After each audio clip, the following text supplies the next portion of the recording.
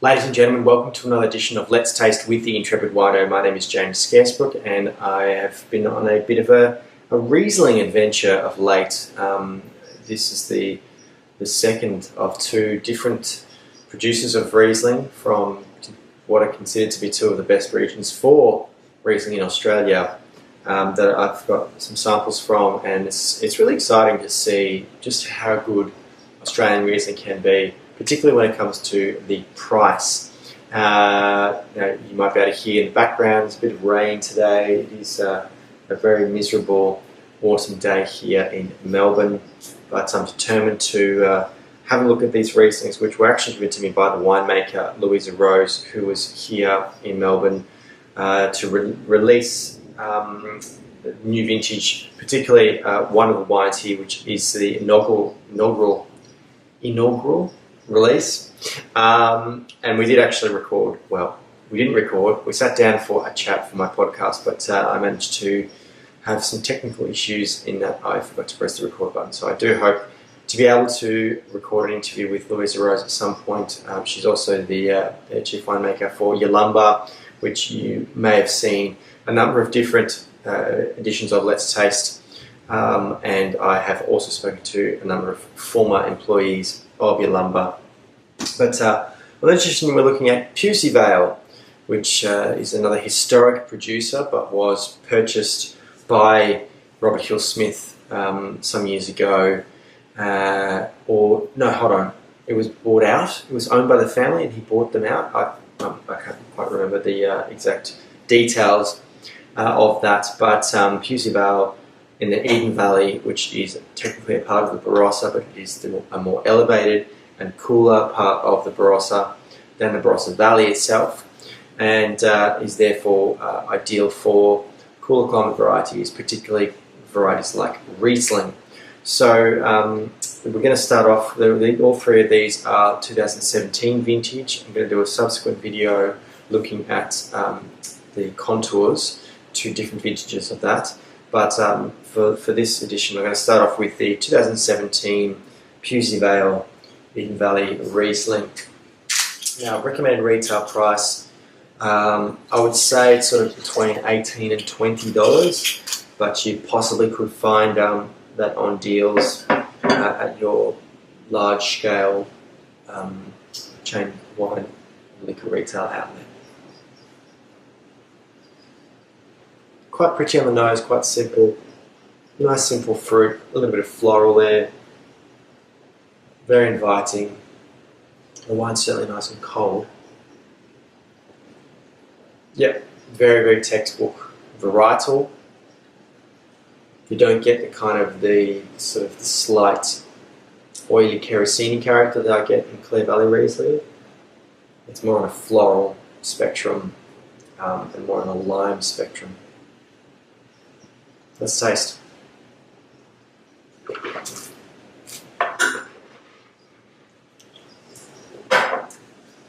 Crisp and fresh, very clean. Doesn't have the intensity of some of the Clear Valley Rieslings that I've tasted recently, but it has an abundance of freshness. Very, very drinkable, very clean, very fresh. Some nice vibrancy, well-contained fruit, very good acidity. For sub $20, this is an absolute cracker of a Riesling. I do highly recommend it. And in 2017 is on form, on point.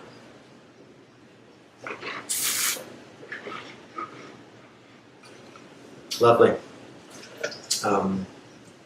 Not complex, but doesn't need to be at that sort of price. Second one I'm going to look at is the first release of the 1961 block Riesling Vintage 2017 from Pewsey Vale. I am unsure of the recommended retail price. I would say it would be in the vicinity of maybe 30 to 40. This must be a particularly important block, and I would suggest it was planted in 1961. So we are talking about 50 years of age, which is pretty solid for Riesling when you consider that a lot of the plantings in Australia, particularly in terms of white varieties, weren't happening until the 80s and 90s. So We are talking some old vine here for Riesling. Still a nice sort of pale colour, not super intense. Aromatically, there's something a little bit different about this one. It's moving into sort of more dried floral. There's a very slight kind of wheat, hay sort of aromatic. Some serious, like some grain going on here. Much more complex and subdued.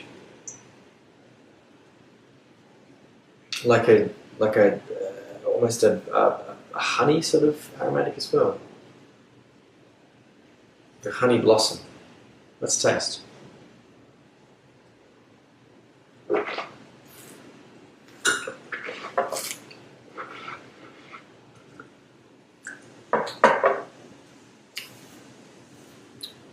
Fresh and clean again, quite bright, but with significantly more depth to the wine. It really does carry across the palate in a different way. And it sort of starts to broaden out. It is very subtle. It's a bit of a sleeper. I think that whilst it is exceptionally drinkable now, I think this is one I really would want to put down for a while. The composition of the wine is different. It's still lingering in my mouth. The flavours, I'm seeing different things. It's a very consistent palate to the aromatics. But yeah, there is sort of an almost a lazy sort of grain kind of character going on.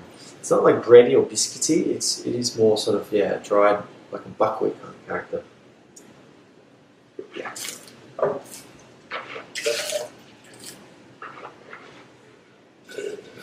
I'd be really interested to see how that wine ages and develops, and also I'd love to see some subsequent vintages from that wine, sort of see what kind of pedigree it establishes and what the consistencies of the character are across vintages. It's sort of hard to see at this stage. It's the first release. I'm sure it's something that Louisa Rose has seen over many years when it's been going into a blend. But no, there's something special about that. It doesn't have the immediate Riesling varietal character, which I think is a real hallmark of a wine that is saying something a little bit more than just variety, and certainly has a lot to do, I would say, with the age of the vines. The roots are quite deep, and subsequently they're showing more of the soils and the bedrock. The third one we're going to look at is the Prima, which is now labelled as with the grams, 22 grams of residual sugar. The Prima is an off-dry or semi-sweet style, and essentially, I think the alcohol is usually less than 10%, 9.5. So the ferments are stopped. So it does retain a small amount of residual sugar, which should be offset by the acids. Off-dry wines are really, really good with spicy food, especially like Asian foods.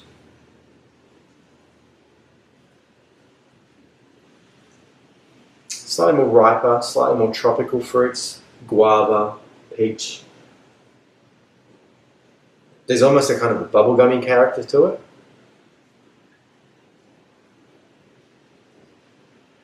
Like a not quite a toffee apple, but like a candied apple. Pretty. Okay, let's test.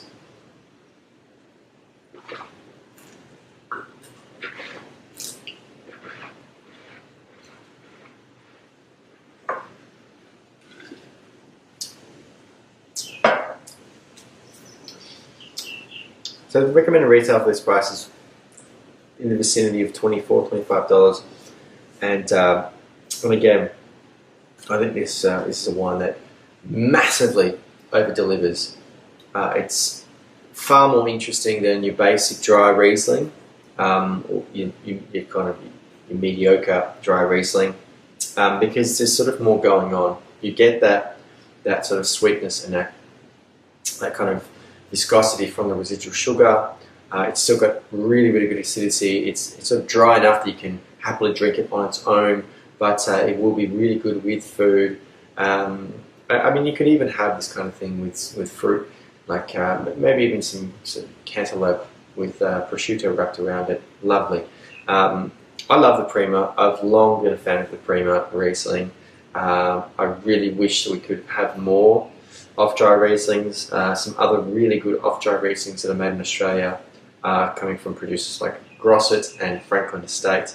I do recommend seeking those out. They're going to be a little bit more expensive than this one. I still think the Prima is by far the best as far as value, and like I said, it over-delivers in terms of quality. So three really, really good Rieslings, particularly in terms of their price. I highly recommend that if you see them on special, just snap it up. Under screw cap, going to be nice and fresh. I like there's a slightly different colour in each of the glasses, in each of the bottles, which possibly is a reference to as far as, like, in Germany, each region or a number of important regions for Riesling have a slightly different colour in their glass for the wine bottle. So it possibly is in relation to that. But look, another exceptional vintage release from Pewsey Vale.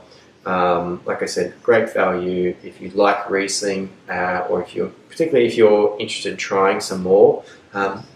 If you can find them, buy all three or four for that matter of the Rieslings from Pewsey Vale, and get an idea about the fact that Riesling is not a one-dimensional variety. You can make a number of different styles, and that is kind of why a lot of people who are a bit nerdy about wine love Riesling. And, young Riesling, old Riesling, it has lots and lots to offer. So thank you, of course, to Louisa Rose and the team for very generously donating some samples for their taste. If you would like to see your wines profiled on Let's Taste with the Intrepid Wino, please do get in contact with me via my website. If you like this video, hit the like button. Please share on social media. Leave a comment below. Tell me what you love about Riesling. Tell me what you love about Pewsey Vale. Suggest some Rieslings you'd like to see me try. And make sure you subscribe to the Intrepid Wino YouTube channel.